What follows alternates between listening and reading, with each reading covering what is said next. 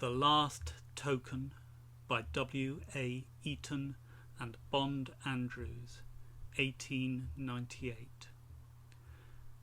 A holiday in Rome. The azure sky was all unflecked by the clouds, as if the eye of the Eternal looked from heaven's high dome on the great city, proud, imperial Rome. The Colosseum was crowded, row on row, a sea of human faces, all aglow with mad excitement, for the day would be a rare occasion of wild revelry. For there were gladiator fights and shows of manly strength, and, as a fitting close to the diversions of that joyous time, a band of Christians whose most heinous crime was preaching a new doctrine were to be thrown to the lions, that all the crowd might see how little the strange God to whom they prayed cared if his followers were stoned or flayed. The sports are over, and the setting sun is hurrying towards the west, as if to shun the sickening sight.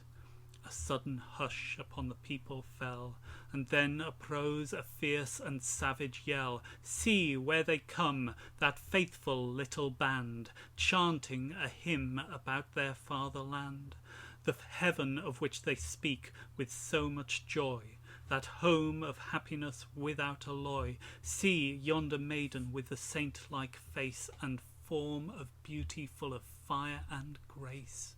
She lifts her head as if she were a queen, no trace of fear in her actions seen. Now come the lions growling with rage, hungry and glad to leave their tight-barred cage. See yonder royal beast with flowing mane, lashing his side and roaring with disdain, gazing around upon the yelling crowd, answering their shouts by growlings long and loud. The maiden stands as statue-like as death. The crowd in terror gaze with bated breath, while as she stands there falls just by her feet a lovely rose, still filled with perfume sweet. Upward she gazes with wide open eyes. Ah, well she knows who flung the dainty prize. 'Tis he, her lover, who had vainly tried to win her from the faith for which she died. He worshipped Venus, Bacchus, and the train of heathen gods who do their votaries chain to sinful pleasures, making virtue naught. She was a Christian, and had often sought to stir his heart with love of him who died.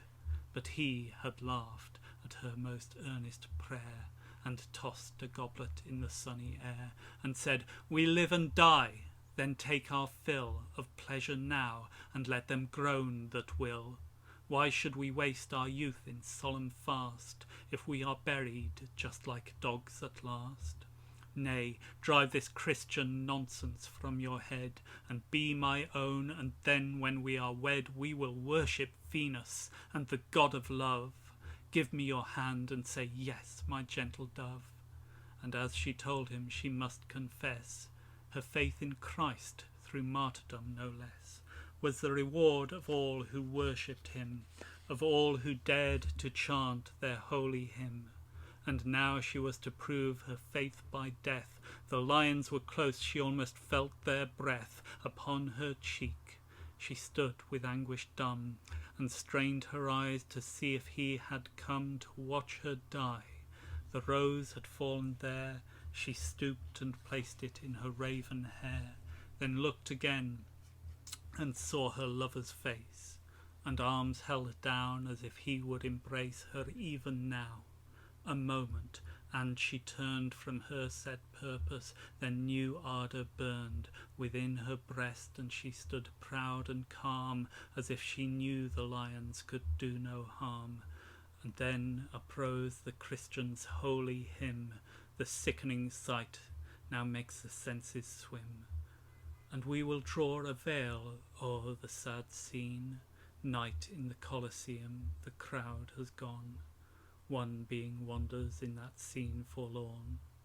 He stands upon the place where she had died and breathes the name of Christ the crucified, and, stooping down among the martyred dead, he finds a rose now dyed a deeper red. Some fragments of a dress he knew was hers he places in his breast, and new life stirs within his heart, and as he leaves the place, with head bowed low, with slow and solemn pace, he softly murmurs as he homeward goes, Jesus, be thou my guide till life shall close. But was he coward? Did he hide away? Not many weeks on a great festal day, another band of Christians stood to die, lifting their glorious hymn of triumph high. Where she had stood, he boldly takes his stand, a withered rose clasped in his strong right hand.